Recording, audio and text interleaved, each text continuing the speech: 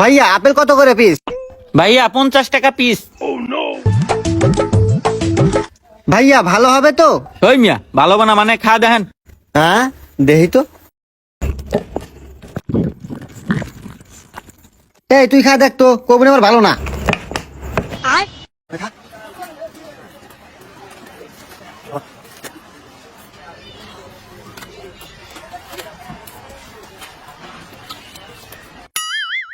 কে রে কেবা বুঝলু?